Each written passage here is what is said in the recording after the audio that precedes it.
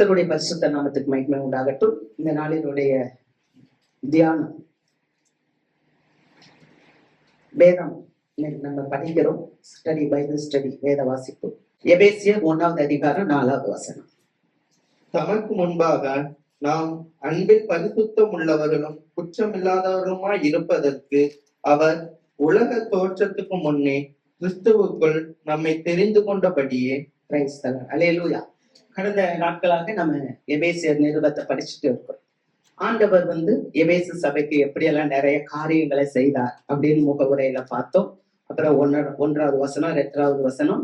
கடந்த நாட்கள்ல அவர் ஆவிக்குரிய சகல ஆசீர்வாதம்,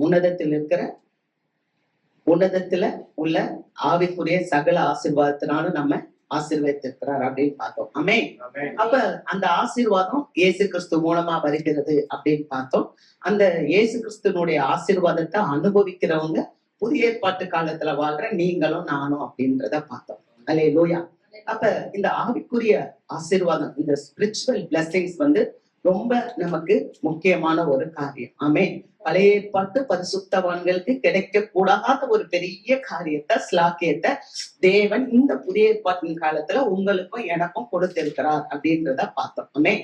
இன்னைக்கு இந்த 4வது வசனம் என்ன சொல்லுதுன்னா, தமக்கு முன்பாக நாம் அன்பில் பரிசுத்தம் உள்ளவர்களும் குற்றமற்றவர்களுமா இருப்பதற்காக உலக தோற்றத்துக்கு முன்னாலேயே தேவன் நம்மளை தெரிஞ்சு கொண்டாராம். அப்ப எதுக்கு ஆண்டவர் ஆவிக்குரிய ஆசீர்வாதத்துல நம்மளை ஆசீர்வதிக்கிறார்? எதுக்கு நம்மளை தெரிந்து கொண்டார்? அப்ப ஆவிக்குரிய ஆசீர்வாதம்னா என்ன அப்படின்னா, இப்ப நம்ம ஆலயத்துக்கு வரும்போதெல்லாம் நம்ம என்ன கேட்போம்? ஆண்டவரே எனக்கு வேலை வாய்ப்பு தாங்க, ஆண்டவரே எனக்கு சுகம் தாங்க, ஆண்டவரே எனக்கு என்னுடைய வேலைக்காக நான் ஜெபிக்கிறேன், பணத்துக்காக ஜெபிக்கிறேன். இப்படி நம்ம இந்த உலக பிரகாரமான மெட்டீரியல் பிளஸிங்ஸ் இல்லையா, அதுக்காக நம்ம ஜெபம் பண்ணோம். ஆனா ஆண்டவர் இப்ப நமக்கு ஆவிக்குரிய ஸ்பிரிச்சுவல் பிளஸிங்ஸ் என்ன கொடுத்திருக்கிறாருன்னா, அவருக்கு முன்பாக நம்ம எப்படி இருக்கணுமா, அன்பில் குற்றமற்றவர்களும் அன்பில் பரிசுத்தம் உள்ளவர்களுமா இருப்பதற்கு உங்களையும் என்னையும் தேவன் உலகம் உண்டாவதற்கு முன்பதாகவே தெரிந்து கொண்டார். அப்படின்னா எப்படி இதுல சாத்தியம்? அது எப்படி ஆண்டவரே, இந்த உலகமே படைக்கப்படல, இந்த உலகமே உண்டாக்கப்படல, அதுக்கு முன்னாலே நீங்க எப்படி என்னை தெரிஞ்சுக்கிட்டீங்க அப்படின்னா, அதுதான் நீங்களும் நானும் விசேஷித்தமானவர்கள். அல்லேலூயா. என்னன்னா, ஆண்டவரை போல நம்மளும் பரிசுத்தமா குற்றமற்றவர்களா இருப்பதற்காக தேவனுடைய மனசுல நம்ம இருப்போம். அல்லேலூயா. ஆண்டவருடைய சிந்தையில, ஆண்டவருடைய மனசுல உங்களையும் என்னையும் தேவன் தெரிந்து கொண்டார். ஆமென். அப்ப தேவன் எப்படி இருக்கிறார்? இயேசு எப்படி இருக்கிறார்னா அன்புள்ளவராய் இருக்கிறார். அல்லேலூயா. நம்ம வாசிக்கணும் பாருங்க. 1 யோவான் 4வது அதிகாரம் 10வது வசனம். நாம் தேவனிடத்தில் அன்பு கூர்ந்ததினால் அல்ல, அவர் நம்மிடத்தில் அன்பு கூர்ந்து நம்முடைய பாவங்களை நிவர்த்தி செய்கிறார் கிருபாதார பலியாக தம்முடைய குமாரனை அனுப்பினதினாலே அன்பு உண்டாயிருக்கிறது. அப்ப இந்த அன்பு எப்படி உண்டாயிருக்குன்னா, அவருடைய குமாரனாக இயேசு கிறிஸ்துவ கிருபாதார பலியாக நமக்காக அனுப்பினதுனாலே தான் இந்த அன்பு உண்டாயிருக்கிறது. அல்லேலூயா. அதாவது நம்ம அன்புல பரிசுத்தம் உள்ளவர்களும் அன்புல குற்றமற்றவர்களுமா இருக்கிறதுக்காக பிதாவானவர் மனசுல நம்ம இருந்தோம். இந்த உலகம் படைக்கிறதுக்கு முன்னாலேயே பிதாவானவர் நம்மள அவருடைய மனசுல வச்சிருந்தார். அல்லேலூயா. ஆனா அந்த அன்புல நம்ம இப்படி இருக்கிறது திடீர்னு காணா போயிட்டோம். அல்லேலூயா. எப்ப காணா போனோம்? அந்த ஏதேன்ல எப்ப அந்த அம்மா பழத்தை சாப்பிட்டு ஆண்டவரை விட்டு பிரிந்து போனாங்களோ, அப்ப ஆதாமின் பிள்ளைகளாகிய நாம காணா போயிட்டோம். அப்ப காணா போன நம்மள ஆண்டவர் தெரிந்து கொள்ளணும். ஆமென். அப்ப தெரிந்து கொள்றதுக்காக அவர் தன்னுடைய ஒரே பேரான குமாரனை இந்த உலகத்துல கொடுத்து உங்களையும் என்னையவோ மீட்டெடுத்தார். அப்ப எப்படி மீட்டெடுத்தார்னா, நம்ம அவரை தெரிந்து கொள்ளல, அவர் நம்மை தெரிந்து கொண்டார். அல்லேலூயா. அவர் சொல்றாருல, நீங்கள் என்னை தெரிந்து கொள்ளவில்லை, நான் உங்களை தெரிந்து கொண்டேன். ஏன் அவர் நம்மளை தெரிந்து கொண்டாருன்னா, நம்ம பிதாவுடைய மனசுல இருந்தோம். அல்லேலூயா. எதுக்காக இருந்தோம்? ஆண்டவர் அன்பாய் இருக்கிறார், ஆண்டவர் பரிசுத்தராய் இருக்கிறார், ஆண்டவர் குற்றமற்றவராய் இருக்கிறார். அதுபோல சபையும் பரிசுத்தமாக அன்பாக குற்றமற்றவர்களாக இருக்கிறதுக்காக ஆண்டவர் முந்தி நம்மை தெரிந்து கொண்டார். பாருங்க, நீங்க 1 யோவான் 4வது அதிகாரம் 8வது வசனம் வாசிங்க. அன்பில்லாதவன் தேவனை அறியான், தேவன் அன்பாகவே இருக்கிறார். அன்பில்லாதவன் தேவனை அறியான். பாத்தீங்களா? அப்ப தேவன் அன்பாகவே இருக்கிறார். தேவன் எப்படி இருக்கிறார்? நிறைய நேரம் நம்ம பயப்படுறோம்ல, பயப்படுறோமா? என் வாழ்க்கை எப்படி ஆகும், என் எதிர்காலம் எப்படி ஆகும், இல்ல என் பிள்ளைகளுடைய வாழ்க்கை எப்படி ஆகும், அப்படிதானே? பிறந்து ஒரு 3 மாசம் இருக்கும், இல்லாட்டினா ஒரு 5 வயசு இருக்கும், அப்பவுமே நம்ம யோசிக்க ஆரம்பிச்சிருவோம் என் பிள்ளையோடைய வாழ்க்கை எப்படி இருக்கும். இல்ல நம்ம படிச்சுட்டு இருப்போம், ஆனா நம்மளுடைய எதிர்காலம் எப்படி இருக்கும் ஒரு கனவு காண ஆரம்பிச்சிருவோம். ஆனா ஆண்டவர் சிம்பிளா சொல்றாரு, அந்தந்த நாளுக்குரிய பாடு அந்தந்த நாளுக்கு போதும், இந்த நாள் மட்டும் நினை, கவலை இல்லாம வாழலாம். அல்லேலூயா. ஏன் கேட்டா தேவன் அன்பாகவே இருக்கிறார். தேவன் அன்பாகவே, அப்ப அவருடைய நேச்சர், அவருடைய இயற்கையே என்ன தெரியுமா? அன்பு. கிறிஸ்தவத்தினுடைய தார்மீகமே என்னன்னா அன்பு. அல்லேலூயா. அப்ப ஆண்டவர் உங்களை குறிச்சு என்ன குறிச்சு கரிசனையா இருக்கும்போது நாம ஏன் நம்மளை குறிச்சு கரிசனையா இருக்கணும்? இல்ல இன்னைக்கு நம்ம பைபிள் ஸ்டடி படிச்சா கூட ஆண்ட கருத்துக்களை நம்ம உள்ளத்துல ஏற்றுக்கொள்ளணும் இல்லையா? நம்மளை விசாரிக்க, நம்மளை தேக்க இருக்க ஒருத்தர் இருக்கிறார். அவர் எப்படிப்பட்டவர்? அவர் அன்பாகவே இருக்கிறார். அவர் நேச்சர், அவர் சுவாபமே அன்புதான். அடுத்து அவர் எப்படிப்பட்டவர்? அவர் பரிசுத்தம் உள்ளவர். அல்லேலூயா. அப்ப அந்த பரிசுத்தம் உள்ளவர் அப்படின்றத நம்ம பார்க்கும்போது பிரித்தெடுக்கிறது. நம்ம என்ன பண்ணணும்? பிரித்தெடுக்கிறது. உலகத்துல எத்தனையோ கோடான கோடி தெய்வங்கள் இருக்கு. ஒரு தெய்வத்தை அப்படி பாயிண்ட் அவுட் பண்ணலாம்னா அது இயேசுதான். அல்லேலூயா. ஏன்னா அவர் பரிசுத்தர். ஆமென். அவர் he is holy. அவரை நம்ம தெய்வமா கொண்டிருக்கிறவங்க பாக்கியவான். அல்லேலூயா. உலகத்துல 1000 காரியங்கள் இருந்தாலும் நம்ம ஆராதிக்கிற தேவன் பரிசுத்தம் உள்ளவரா இருக்கிறதுனால அவர் நம்மளை நீதியோடு, நியாயத்தோடு, அன்போடு, கரிசனையோடு நம்மளை விசாரிக்கிறார். அப்ப பரிசுத்தம் என்றால் பிரித்தெடுக்கிறது. நீங்க யாத்திராகமம் புஸ்தகம் 30வது அதிகாரம் 30வது வசனம் வாசிக்கலாம். யாத்திராகமம் 30வது அதிகாரம் 30வது வசனம்.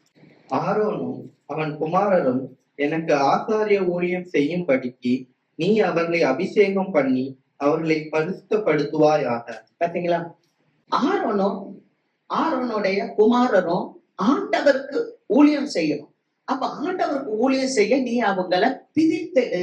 நீ பிரித்தெடுத்து அவங்கள பரிசுத்தப்படுத்து. அல்லேலூயா. அப்ப முன்னால கூட நம்ம எப்படி இருந்தோம்னா அந்த காலத்துலதான் இருந்தோம், இருளதான் இருந்தோம். ஆனா தேவன் எப்படி இருக்கிறாரு? ஒளியா இருக்கிறார். ஆமென். தேவன் ஒளியா இருக்கிறார். அவரிலே எவ்வளவு வேணும்? இருள் இல்லை அப்படின்னு பார்க்கிறோம். அல்லேலூயா.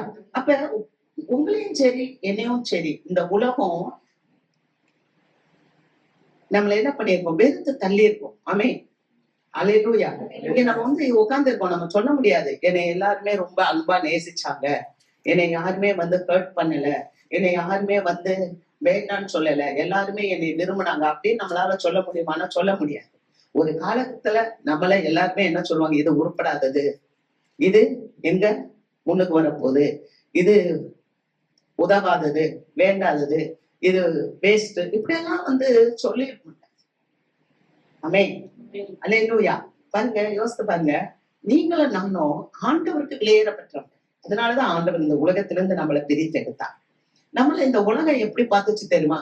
இப்ப ஒரு சாக்கடை, ஒரு அசுத்தமான ஒரு சாக்கடையில, ஒரு கால்வாயில ஒரு ஸ்வீட் பாக்ஸ் விழுந்துருச்சு. யாராவது எடுத்து சாப்பிடுவாங்களா? அது ஸ்வீட் தானே, அது இனிப்பா தானே இருக்கும், ஏன் எடுத்து சாப்பிடக்கூடாது? கால்வாயில விழுந்துருச்சு, அதுல அசுத்தம் இருக்கும், அதனால அதை எடுக்கல. சரி, ஒரு ஃப்ரூட்ஸ் விழுந்துச்சு, ஒரு ஆப்பிள் விழுந்துருச்சு, எடுத்து சாப்பிடுவோமா? ஏன்? அது கால்வாயில விழுந்துச்சு. அப்ப நம்மளையும் அந்த மாதிரி ஒரு ஸ்வீட்டாவோ ஒரு ஆப்பிள் மாதிரி நினைச்சுதான் இந்த உலகம் நம்மள என்ன பண்ணுச்சு?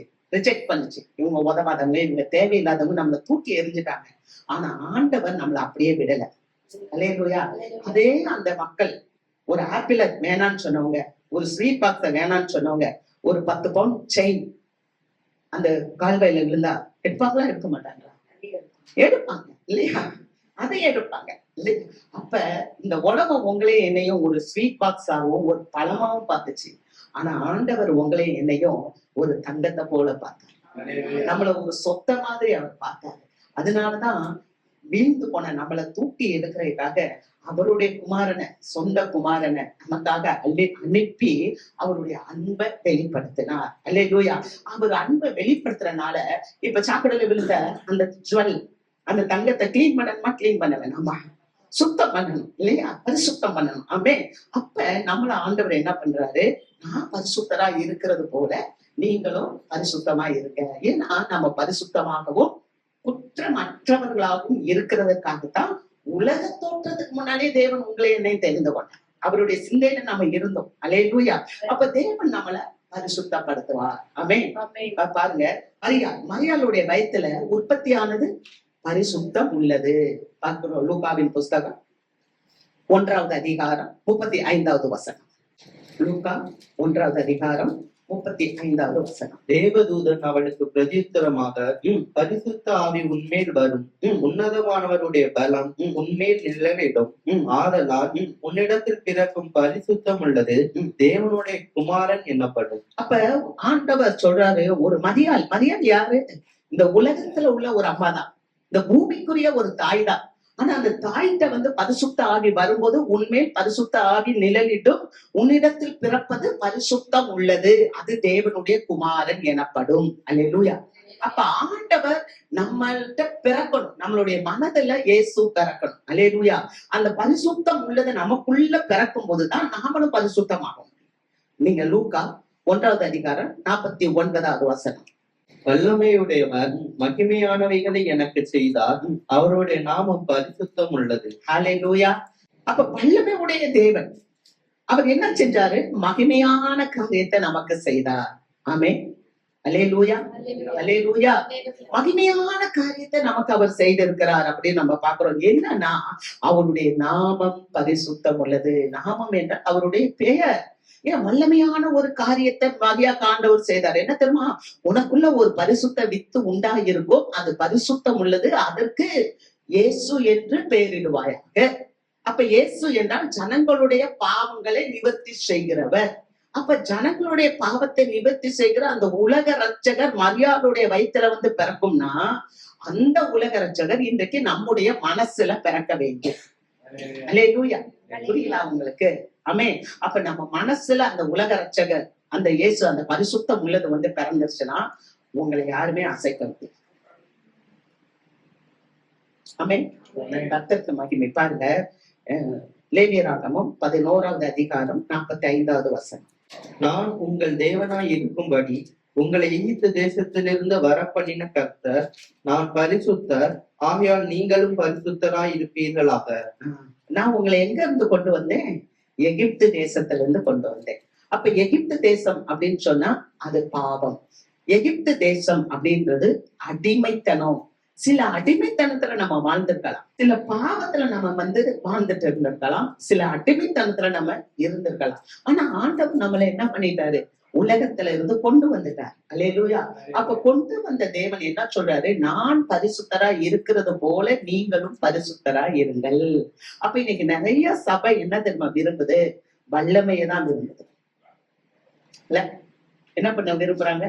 வல்லமை தோறும் ஆண்டவரே, வல்லமை தாண்டும் ஆண்டவரே. ஆனா ஆண்டவர் சொல்றாரு, நான் வல்லமையா இருக்கிறது போல நீங்க வல்லமையா இருக்க வேண்டியது இல்ல. நான் வல்லமை உடையவரா இருக்கிறது போல நீங்க வல்லமை உடையவரா இருங்கள் வேதத்துல இருக்கா. ஆனா ஆண்டவர் சொல்றார், நான் பரிசுத்தரா இருக்கிறது போல நீங்களும் பரிசுத்தரா இருங்க. அல்லேலூயா.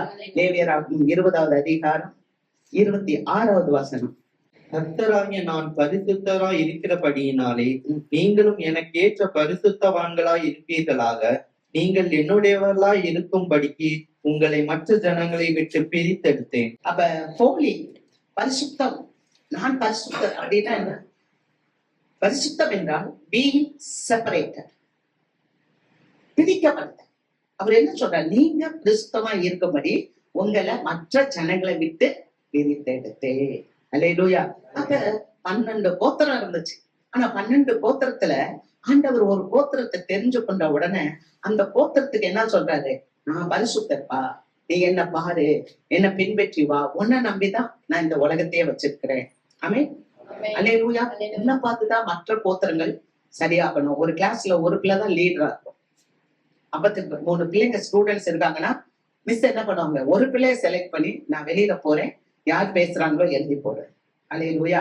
அது மாதிரி ஒரு கோத்திரத்தை ஆண்டவர் செலக்ட் பண்ணார். அந்த கோத்திரத்தை என்ன சொல்றாரு, நான் பரிசுத்தரா இருக்கிறது போல நீங்களும் பரிசுத்தமா இருங்கன்னு சொல்லி அவங்கள மற்ற ஜனங்களை விட்டு பிரித்தெடுக்கிறார். அப்ப சபையை தேவன் உலகத்துல இருந்து பிரித்தெடுக்கிறார். அல்லேலூயா. உலகத்துக்கு உப்பாய் இருக்கிறீங்கன்னு சொல்றாரு, நீங்க இந்த உலகத்துக்கு ஒளியா இருக்கிறீங்கன்னு சொல்றாரு. ஆமென். அப்ப அவர்கிட்ட இருந்து பெற்றுக்கொண்ட அந்த பரிசுத்தத்தை நம்ம உப்பாக ஒளியாக மீண்டுமாக சமுதாயத்துக்கு பிரதிபலிக்கும் போது அவருடைய எண்ணங்கள் எதிர்பார்ப்புகள் எல்லாம் இந்த பூலோகத்துல நிறைவடையும். ஆமென். அல்லேலூயா. நீங்க பாருங்க 1 பேதுரு 1வது அதிகாரம் 15-16 வசனம். உங்களை அழைத்தவர் பரிசுத்தராய் இருக்கிறது போல நீங்களும் உங்கள் நடக்கைகள் எல்லாவற்றிலேயும் பரிசுத்தராய் இருங்கள். நான் பரிசுத்தர், ஆகையால் நீங்களும் பரிசுத்தராய் இருங்கள் என்று எழுதியிருக்கிறதே. ஆமென். அல்லேலூயா. அப்ப நம்மளை அழைத்தவர் பரிசுத்தராய் இருக்கிறார். ஆமென். அப்ப அவர் எப்படிப்பட்டவரா, அவர் அன்புள்ளவர், அவர் பரிசுத்தமும் குற்றமற்றவருமாய் இருக்கிறது போல நீங்களும் நானும் பரிசுத்தரும் குற்றமற்றவர்களுமா இருக்கும்படி உலக தோற்றத்துக்கு முன்னாலேயே தேவன் சபையை தெரிந்து கொண்டார். ஆமென். அல்லேலூயா. அப்ப பேதுரு அதை பாக்குறாரு, இயேசுவா பாக்குறாரு, இயேசு கூடயே இருக்கிறாரு. அவர் இயேசுவோட இருந்து ஊழியம் செய்து பிற்காலத்துல அவர் எழுதும் போது சொல்றாரு, உங்களை அழைத்தவர் பரிசுத்தராய் இருக்கிறது போல நீங்களும் உங்கள் நடக்கைகள் எல்லாவற்றிலும் பரிசுத்தமாய் இருக்க. இதுதான் தேவன் நம்மளை வச்சிருக்கிற ஒரு எதிர்பார்ப்பு. அல்லேலூயா. தேவனுடைய நோக்கம், தேவனுடைய ஒரு திட்டம் என்ன, அவருடைய திட்டம் என்னன்னு சொன்னா, இந்த ஜனத்தை பரிசுத்தப்படுத்தி எனக்கு நான் நிலைப்படுத்துவேன். ஆமென். இந்த ஜனங்கள் வீழ்ந்து போச்சு, எங்க வீழ்ந்து போச்சு, ஏதேன்ல வீழ்ந்து போச்சு. ஆனா அந்த ஜனத்தை நான் திரும்ப என்ன பண்ணுவேன், பரிசுத்தப்படுத்துவேன். அதனாலதான் இழந்து போனதை தேடும்படி கிறிஸ்து இயேசு உலகத்துக்கு வந்தார். பாவிகளை ரட்சிக்கும்படி கிறிஸ்து இயேசு உலகத்துக்கு வந்தார். அல்லேலூயா. அப்ப தேவன் நம்மளை ஏன் அழைத்தார்னா பரிசுத்தத்துக்காக அழைத்தார். நம்முடைய நடக்கைகள் எல்லாவற்றிலும் நம்ம பரிசுத்தமா இருக்கணும். நான் பரிசுத்தர், ஆகவே நீங்களும் பரிசுத்தரா இருங்கள் என்று எழுதி இருக்கிறதே. அப்ப இந்த பேதுரு லேவியராகமம் புஸ்தகத்தை கோட் பண்ணுவார். அல்லேலூயா. அப்ப உலக தோற்றத்துக்கு முன்னாடியே ஆண்டவருக்கு என்ன சிந்தனை அப்படின்னா, உங்களையும் என்னையும் குறித்த ஒரு சிந்தனை, நம்ம பரிசுத்தமா இருக்கணும், அன்புள்ளவர்களா இருக்கணும். அல்லேலூயா. எல்லாத்தையும் நம்ம எப்படி இருக்கணும், அன்பா இருக்கணும். அடுத்து குற்றமற்றவர்களா இருக்கணும். ஆமென். இயேசு எப்படிப்பட்டவர், குற்றமற்றவர். இயேசு கிறிஸ்து எந்த ஒரு ஊனமும் இல்லாத ஒரு பரிபூரண, ஒரு பரிசுத்தமான, ஒரு குற்றமற்ற ஒரு தேவன். அல்லேலூயா. அதனால்தான் அவர் குற்றமற்றவர். மத்தேயு 27வது அதிகாரம் 4வது வசனம். குற்றமில்லாத இரத்தத்தை நான் காட்டி கொடுத்ததினால் பாவம் செய்தேன் என்றான். குற்றமில்லாத ரத்தத்தை நான் காட்டி கொடுத்ததுனால் பாவம் செய்தேன். சபை நல்லா பார்க்கணும், சபை நல்லா உணர்ந்து கொள்ளணும். நம்ம எந்த சூழ்நிலையிலையும் ஆண்டவருக்கு விரோதமா செயல்படக்கூடாது. ஏசாமி நம்மளை நம்பிதான் நமக்கு ஞானஸ்தானம் கொடுத்து நம்மளை கழுவி நம்மளை சுத்திகரித்து கொண்டாந்து உட்கார வச்சிருக்கிறார். ஆமென். அல்லேலூயா. ஒரு மனுஷன் அவன் என்ன பண்ணிட்டான், இயேசுவுக்கு விரோதமா காரியங்களை செஞ்சுட்டான். செஞ்ச பிறகு அவன் என்ன பண்றான், புலம்புறான். என்ன புலம்புறான், ஐயோ குற்றமற்ற ரத்தத்தை நான் காட்டி கொடுத்துட்டேனே. அப்ப அவனுக்கு தெரியல. இப்ப என்ன பண்றான், தெரிஞ்சிருச்சு. அல்லேலூயா. எப்பயுமே நம்ம பேசும்போது நமக்கு தெரியாது. ஏன்னா இந்த உலக சுவாபத்தோடையே வாழ்ந்துட்டோம்னு சொன்னா அந்த உலக சுவாபம் நம்மளை ஈஸியா ஆண்டவருடைய வார்த்தையை நம்ப விடாது. எப்ப தோட்டத்துல பிசாசு வந்தானோ, பிசாசு வந்தவன அந்த பிசாசு வார்த்தையை தான் ஏவாள் நம்பலாம். ஆனா தேவன் பேசின வார்த்தையை அவன் நம்ப முடியல. ஏன்னா அவன் சந்தேகத்தை உண்டு பண்ணிட்டான். அவன் தந்திரவாதி. அவன் என்ன பண்ணுவான்னா நமக்கு சஸ்பென்ஷன், சந்தேகத்தை தான் கொண்டு வரும். அல்லேலூயா. அப்ப நம்ம கொஞ்சம் கூட குற்றமற்ற ரத்தத்தை நம்ம அவரை கஷ்டப்படுத்துற மாதிரி நம்ம சந்தேகமா வாழவே கூடாது. அவர்தான் ஒருத்தர் தான் அந்த தெய்வம், அந்த ஒருவர் எனக்காக ஜீவனே கொடுத்தாரு. ஆகவே நான் எந்த ஒரு தவறான காரியத்திலையும் போக மாட்டேன், என்னை ஒப்பு கொடுக்க மாட்டேன். ஏன்னா என்ன கொடுத்த நோக்கம் என்னன்னா அவருக்கு நான் பரிசுத்தமாகவும் குற்றமற்றவளாகவும் இருக்கேன். அல்லேலூயா. அப்ப என்ன ஒண்ணு குற்றம் அப்படின்னு சொன்னா, ஒரே ஒரு குற்றம் என்ன தெரியுமா, அவரை விசுவாசிக்காததான் குற்றம். நீங்க அவரை விசுவாசிக்கிறனா தான் பாவம். எப்போ உங்களுக்கு பயம் வரும்? இயேசுன்னு ஒருத்தரை இருக்கிறாருன்னா உங்களுக்கு பயமே வராது. ஆமென். இயேசு என்பவர் சாதாரணமானவர் இல்ல. அவர் யெகோவா சபையோர். அவர் ராணுவங்களின் தேவன். ஒரு பெரிய ராணுவம் கூட்டம் என்னோட இருக்குன்னா நமக்கு பயம் வருமா? ஆனா அந்த ராணுவ கூட்டத்தை நினைக்காம அந்த பிசாசு என்ன பண்ணுவோம், உலக சிந்தைகளையே கொடுத்து அவரை மறக்கடிக்க பண்ணும்போதுதான் நம்ம என்ன ஆயிடும்னா கீழே விழுவோம். அல்லேலூயா. நம்ம எப்போதும் 24 hours கான்சியஸா இருந்து அவர் என்ன கைட் பண்ணிக்கிட்டே இருக்கிறாரு, அவருடைய கட்டுப்பாட்டுல இருக்கேன், அவருடைய பார்வையில இருக்கேன், அவருடைய பாதுகாப்புல இருக்கேன்னு சொல்லும் போது நமக்கு எப்படி இருக்கும்? ஒரு நல்ல தைரியம். ஆமென். இந்த ஏவாள் கூட போனாங்க. போய் அந்த சர்ப்பத்திட்ட பேசும்போது ஒண்ணே ஒண்ணு அவங்க தெரிஞ்சிருந்தாங்கன்னா என்ன தெரிஞ்சுக்கணும்? சர்வ வல்லவர் என்ன பார்த்துக்கிட்டே இருக்கிறாரு. ஆமென். நான் அவருக்கு விரோதமா நான் போய் பேச மாட்டேன். அவருக்கு விரோதமா நான் காரியங்களை செய்ய மாட்டேன் அப்படின்னு அவங்க நினைச்சிருந்தாங்கன்னா அவங்க செய்ய மாட்டாங்க. ஆமென்.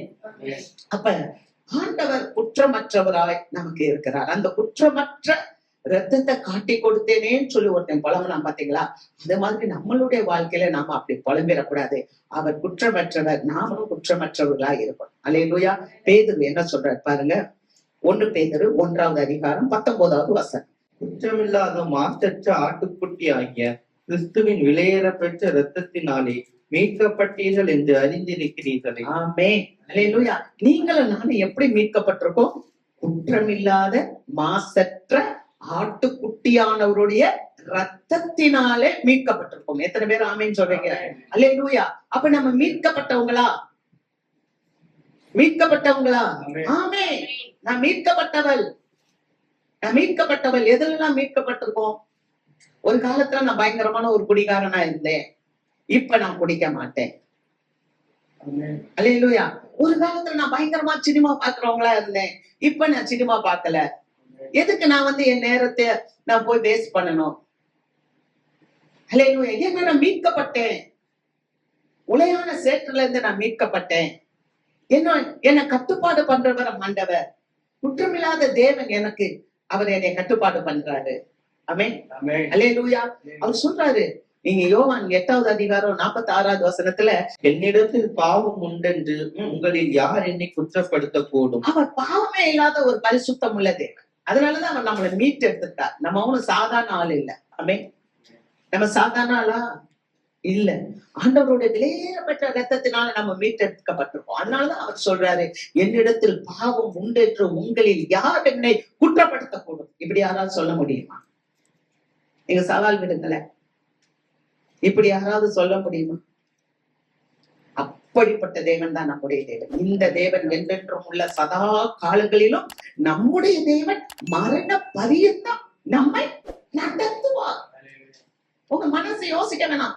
எப்படி நடப்பேன், எப்படி நடத்தும், வீடு எப்படி நடத்தும், குடும்பம் எப்படி நடத்தும், பணம் எப்படி எனக்கு வரும்? Don't worry. அதை பத்தி யோசிக்காது. எல்லாத்தையும் படைச்சிட்டு தான் ஆண்டவர் மனுஷனை படைச்சார். அல்லேலூயா. எல்லாம் மனுஷனுக்கு தேவை. உலகத்துல எல்லாத்தையும் படைச்சா. சூரியன், சந்திரன், நட்சத்திரம், ஆடு, மாடு, கோழி சாப்பிடுறதுக்கு இல்லையா? அப்புறம் எல்லா ஃப்ரூட்ஸ், பழங்கள் எல்லாம் படைச்சிட்டு தான் கடைசியா தான் மனுஷனை படைச்சார். ஏன்னா மனுஷனுக்கு என்னென்ன தேவையோ அத்தனையும் படைச்சிட்டார். அதனாலதான் மனுஷனுக்கு எல்லா ஆசீர்வாதத்தையும் தேவன் கொடுத்தார். ஆமென். அப்ப நம்ம என்ன பண்ணணும்? பயப்படாம ஆண்டவரை முழுமையா ஏற்றுக்கொள்ளணும். அல்லேலூயா. அப்படி ஏற்றுக்கொள்ளும் போது, முழுமையா நம்ம ஏற்றுக்கொள்ளும் போது நமக்கு எப்படி இருக்கும்னா குற்றம் இல்லாம. ஆமென். குற்றமற்று இருக்கணும்னா இன்னும் கூட சொல்றேன் பாருங்க. நம்ம வீட்டுல ஒரு பிரச்சனைன்னா நமக்கு எப்படி இருக்கும்? மனசு கஷ்டமா இருக்கும். நமக்கு வீட்டுல ஒருத்தவங்க வியாதிப்பட்டாங்க, எப்படி இருக்கும்?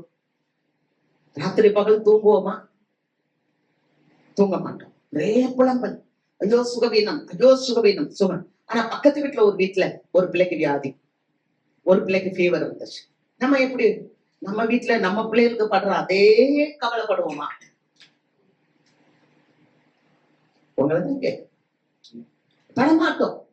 ஏன்? ஏன்னா நம்ம பரிசுத்தமாக்கப்படல. ஏன்னா நம்ம முழுமையா ஆண்டவரை போல குற்றமற்ற தன்மைக்குள்ள வரல. அதனாலதான் நம்ம வீட்டுல ஒரு பிரச்சனைனா நம்ம அதுக்கு முக்கியத்துவம் கொடுக்கிறோம். பக்கத்து வீட்டுல ஒருத்தவங்களுக்குன்னா நம்ம வீட்டுல கொடுக்குற அந்த அட்டென்ஷன், நம்ம வீட்டுல நம்ம பிள்ளைகளுக்காக இரவு பகல் செபிப்போம். இப்ப தெரியுதா என்ன நோக்கத்துக்காக ஆண்டவர் உங்களையும் என்னையும் தெரிஞ்சா? குற்றமற்றவர்களா இருக்கணும் அப்படின்னா பக்கத்து வீட்டுல சுகம் இல்லாட்டாலும் அவங்களுக்காகவும் நம்ம பாரத்தோடு செபிக்கணும்.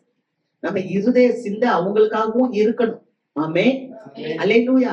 நம்ம ஈஸியா சொல்லலாம், குற்றமற்றவர்களா இருப்பதற்கு தான் தேவன் அவருடைய இருதயத்துல உங்களே என்ன வச்சிருந்தார். அப்படின்னா என்ன? அதுதான் தன்னை போல பிறனை நேசி.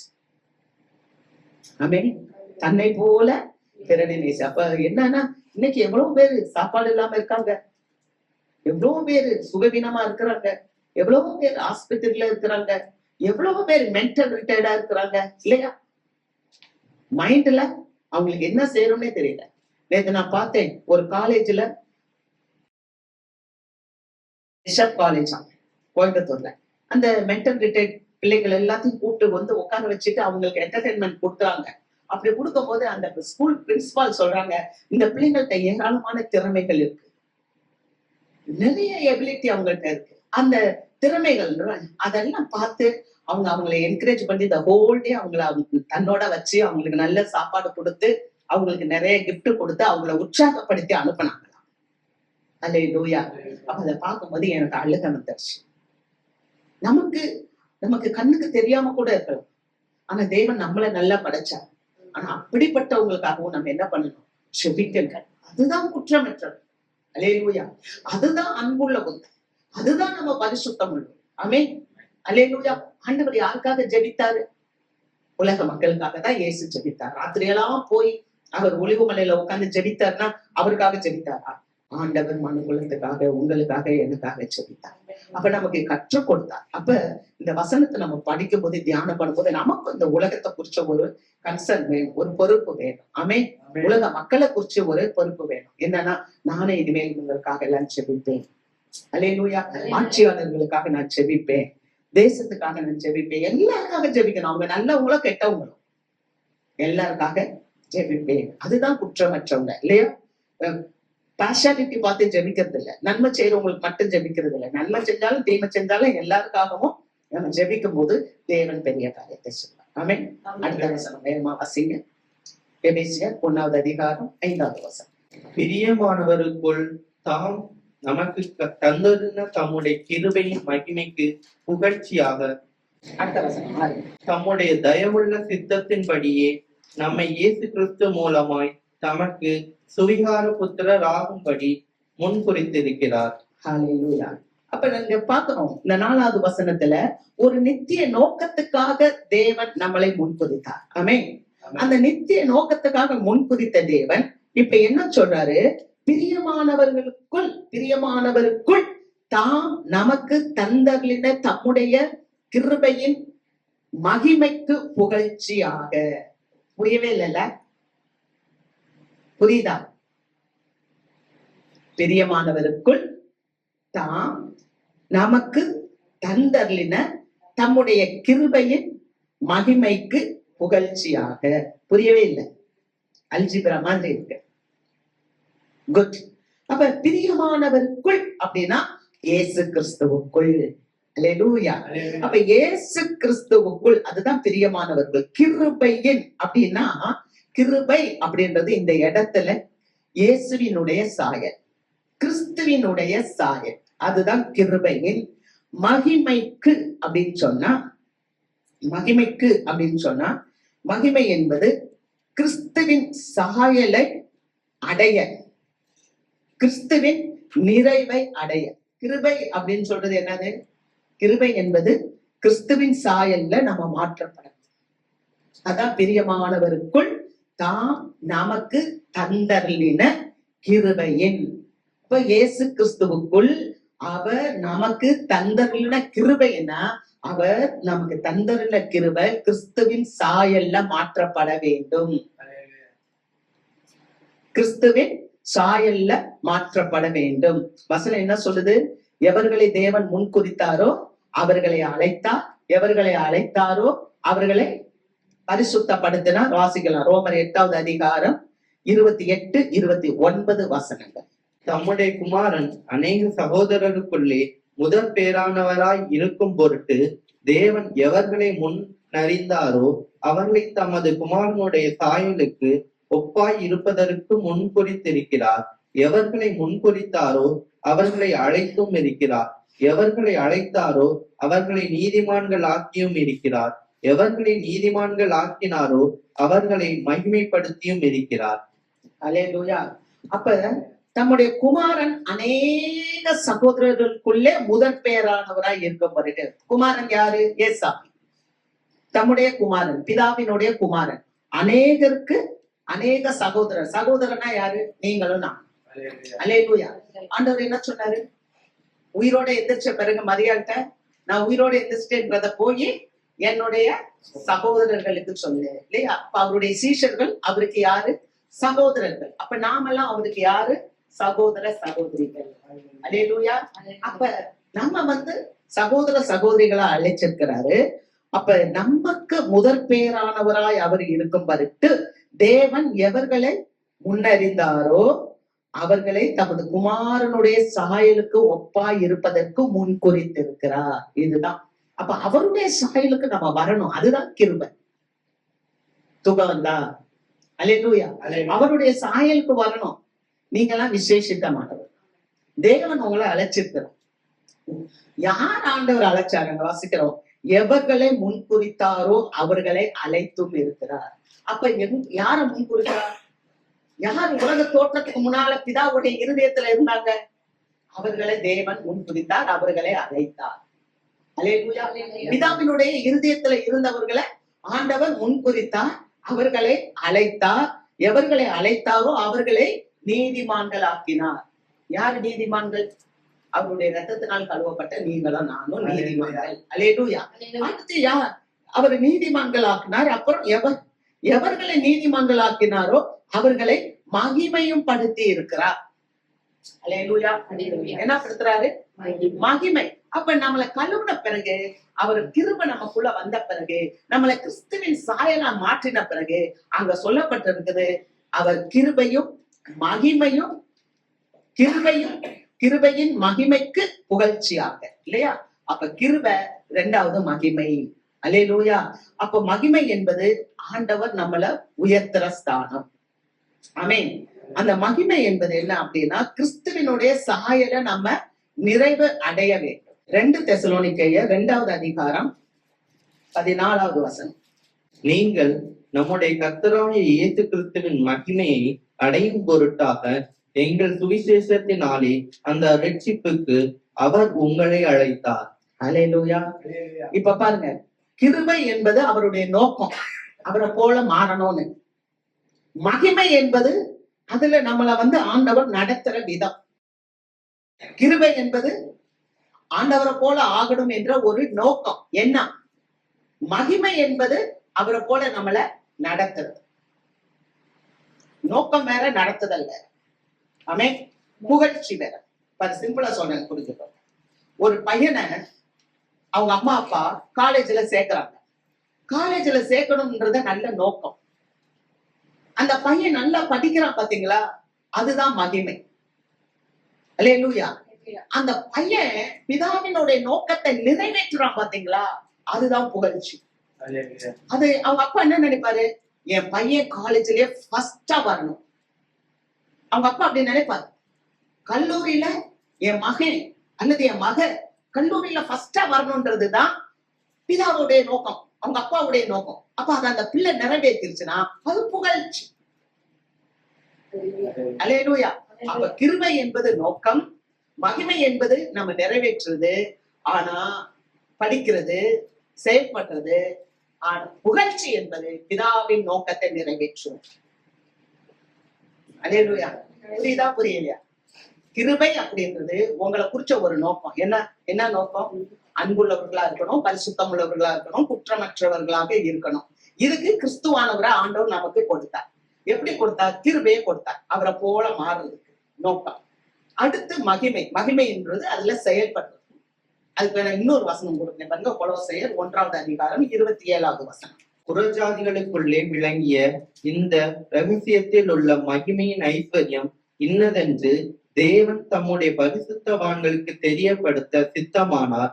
கிறிஸ்துவானவர் மகிமையின் நம்பிக்கையாக உங்களுக்குள் இருப்பதே அந்த ரகசியம். அல்லேலூயா. அப்ப ஆண்டவர் ஒரு கூட்டத்தை அழைச்சார். ஆனா அந்த கூட்டம் செயல்படாம போது புறச்சாதியாக உங்களை என்ன ஆண்டவர் அழைச்சி நமக்குள்ள அந்த கிருபைய வச்சு நடத்துறார். அது எப்படி நடத்துறாரு?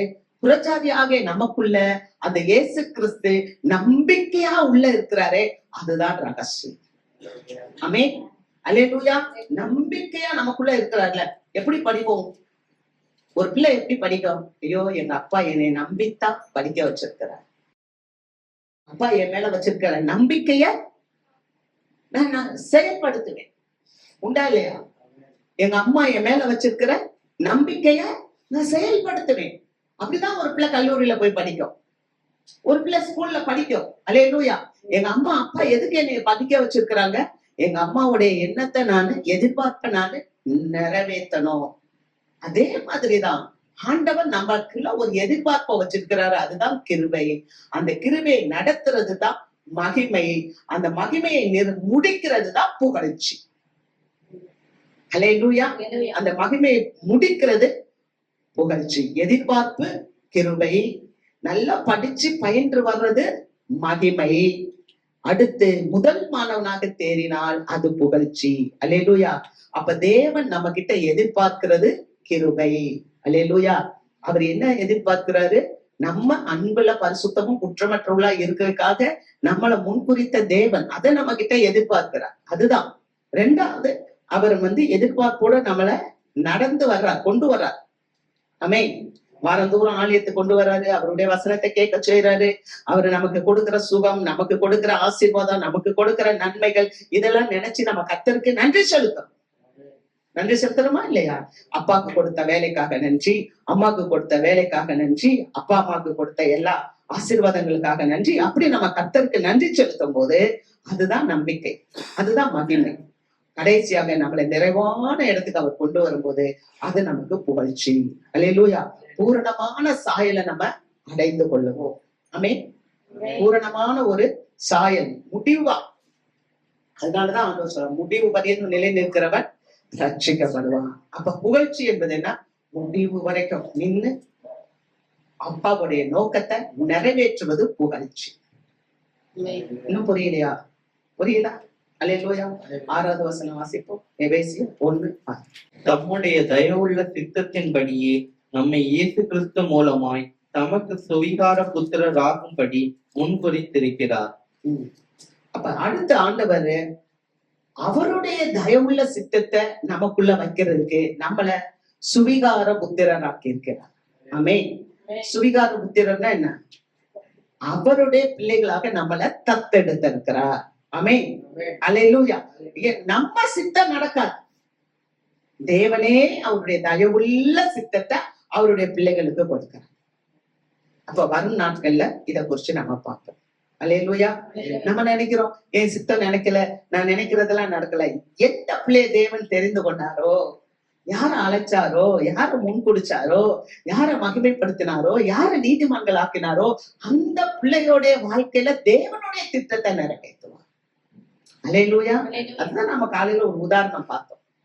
யோசேப்பு எத்தனை 12 பேரோட வாழ்ந்துகிட்டு இருந்த பையனை தனியா பிரிச்செடுத்து ஆண்டவர் அவருடைய திட்டத்தை அந்த யோசேப்புக்குள்ள வச்சு ஒரு வீதியில இருந்தவனை ஆண்டவர் அரண்மனைக்கு கொண்டு போய் பயன்படுத்தினார். அல்லேலூயா. காட்டுல ஆடு மேய்ச்சிக்கிட்டு இருந்த ஒரு சிறுவன் தாவீது, அந்த தாவீது ஆண்டவரோட கூட இருக்கிறதுனால, ஜபத்தோட கூட இருக்கிறதுனால அவனை பிரித்தெடுத்து 8 பேர் வீட்டுல, ஆனா தாவீதை மட்டும் தேவன் பிரித்தெடுக்கிறார். பீயிங் செப்பரேட்டட், அவரை பிரிக்கிறாரு. அவருக்காக பிரிச்சு எடுத்து அவனை ஆண்டவர் அபிஷேகம் பண்ணி ஒரு ராஜாவாக உயர்த்துகிறார். அல்லேலூயா. அப்ப இதெல்லாம் தேவனுடைய திட்டம். அவருடைய சித்தத்தை, அவருடைய திட்டத்தை மனுக்குலத்தினுடைய வாழ்க்கையில செயல்படுத்துவார். ஆமென். வரும் நாட்களில நாம் அதை குறிச்சு பார்ப்போம். கண்களை மூடி நாம் ஜெபிப்போம்.